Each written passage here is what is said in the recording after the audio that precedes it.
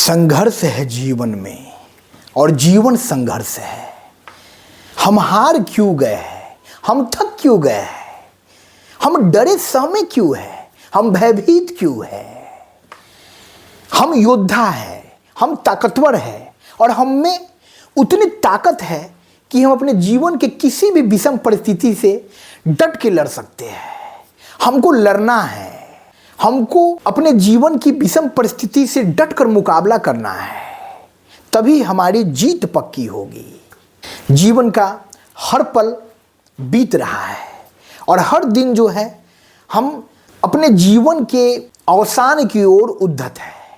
एक एक दिन बीतने के साथ ही हमारे जीवन के अंत का समय नज़दीक आ रहा है, लेकिन हम इस सत्य को भूल जाते हैं और जैसे जैसे हमारा उम्र बढ़ता जाता है हम और इन सांसारिक दलदलों में फंसते जाते हैं।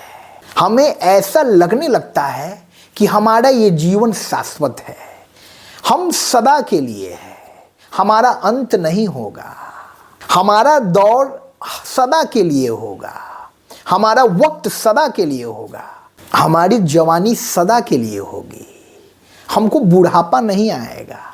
जबकि जीवन का ये सत्य है कि इस मृत्यु लोक में जिसका भी जन्म हुआ है उसको जीवन की विभिन्न अवस्थाओं से गुजरना है। उसको बाल्यकाल से गुजरना है, उसको किशोरावस्था से गुजरना है, उसको युवा अवस्था से गुजरना है, उसको प्रौढ़ावस्था से गुजरना है और न चाहते हुए भी उसको अंततः वृद्धावस्था में प्रवेश करना है। ये जरा दोष है जो इस मृत्यु लोक पर जन्मे हर व्यक्ति को महसूस करना है। तो जब इस सत्य को हम जानते हैं तो फिर हम इस सत्य को स्वयं में आत्मसात क्यों नहीं करते हैं। हम इस बात को जानते हैं कि एक दिन हमारे भी इस जीवन का अंत हो जाएगा, फिर भी हम ऐसे जीते हैं कि हमारा अंत होना ही नहीं है, हमारा वजूद मिटना ही नहीं है, हमारा नाम खत्म होना ही नहीं है।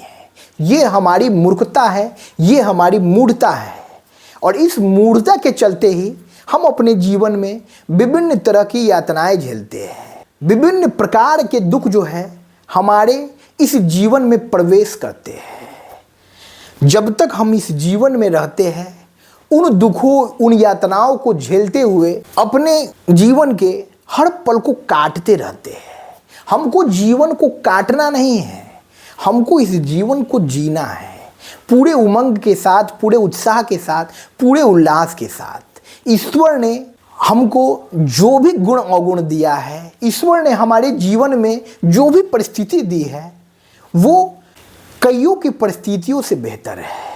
यदि भगवान ने हमको एक छोटा घर दिया है और हम जमीन पर चादर बिछा कर सोते हैं तो हम खुद को बहुत ही गरीब समझने लगते हैं, हम खुद को बहुत ही अभावग्रस्त समझने लगते हैं।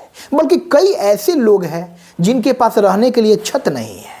धूप में, गर्मी में, बरसात में, ठंड में वो कैसे भी उसी वातावरण में अपना जीवन जी रहे हैं।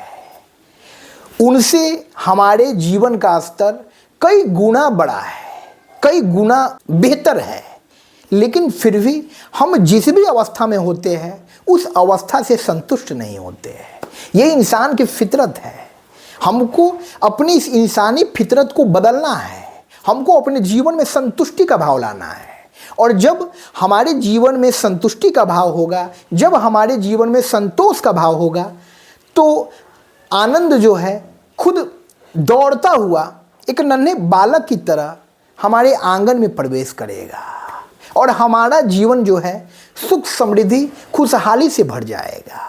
सफलता का मंत्र, खुशहाली का मंत्र, सुव्यवस्थित जीवन का मंत्र यही है कि हमको जितना मिला है, हम जिस भी अवस्था में हैं उसमें संतुष्ट रहना सीख ले, उसमें संतोष करना सीख ले, क्योंकि महत्वाकांक्षा का अंत नहीं है। जो जहाँ है उससे ज़्यादा की चाह में दिन रात लगा हुआ है। हमको अपने जीवन से संतुष्ट होना है, हमको अपने जीवन की अवस्थाओं से, जीवन की परिस्थितियों से संतुष्ट होना है और ये भाव मन में लाना है कि ईश्वर ने, प्रभु ने हमको इतना दिया है और ईश्वर के प्रति कृतज्ञ होना है कि ईश्वर ने हमको इस लायक समझा कि हमको हमारी काबिलियत से ज़्यादा दिया है। हम इस काबिल नहीं थे, लेकिन ईश्वर ने अपनी दयालुता दिखाते हुए हमको हमारी औकात से ज़्यादा दिया है। औकात का कोई पैमाना नहीं है, हमारे जीवन की परिस्थितियों का कोई पैमाना नहीं है। कोई आलीशान बंगले में बेचैन जीवन बसर कर रहा है और कोई टूटी फूटी झोपड़ी में भी अपने परिवार के साथ 2 वक्त की रोटी जुटाकर खुशहाली भरा जीवन जी रहा है। तो खुशहाली का कोई पैमाना नहीं है, आनंद का कोई पैमाना नहीं है। ये हमारे भीतर है कि हम अपने मन मस्तिष्क को उस परिस्थिति में कैसे अनुकूलित करते हैं। और जब हमारा मन मस्तिष्क उस परिस्थिति में खुद को सहज महसूस करने लगता है तो वो परिस्थिति हमारे लिए मित्रवत हो जाती है। और जब कोई परिस्थिति हमारे लिए मित्रवत होती है तो हमको उस परिस्थिति से आनंद की प्राप्ति होने लगती है। जीवन का सबसे महत्वपूर्ण उद्देश्य आनंद की ही प्राप्ति है। हम अपने इस जीवन काल में जो भी क्रियाकलाप करते हैं वो कहीं ना कहीं सुख, चैन और आनंद की प्राप्ति के लिए ही होता है। हम अपने जीवन में नौकरी करते हैं, पद प्रतिष्ठा प्राप्त करते हैं ताकि हमारे जीवन में धन की कमी ना हो, हमारे बाल बच्चों परिवार का जीविकोपार्जन बेहतर तरीके से हो सके और हमारा जीवन खुशहाल हो, हम सुखी हो।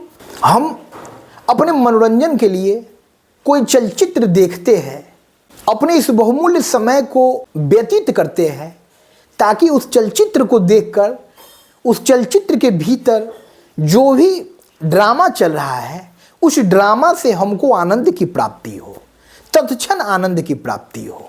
वो आनंद शाश्वत नहीं है। हम कोई गेम खेलते हैं, कोई एडवेंचर एक्टिविटी करते हैं ताकि हमको जो है तत्क्षण आनंद की प्राप्ति हो सके।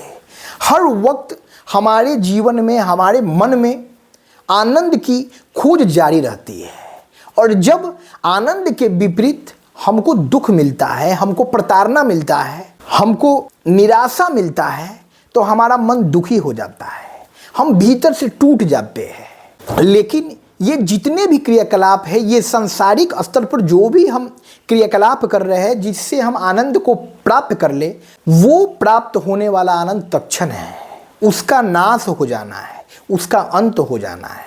आज आपका जीवन खुशहाली भरा है, कल आपके जीवन में फिर दुख का आना है। तो हमको उस आनंद को प्राप्त करने के प्रयास में लगना है जिसका कभी अंत नहीं है। और वो आनंद बाहर नहीं है, बाहर की विषय वस्तुओं में नहीं है, वो आनंद हमारे भीतर है। हमको अपने भीतर के उस आनंद को प्राप्त करना है। और वो कैसे प्राप्त होगा? वो प्राप्त होगा जब हमारा मन हर परिस्थिति में खुद को व्यवस्थित करना सीख लेगा।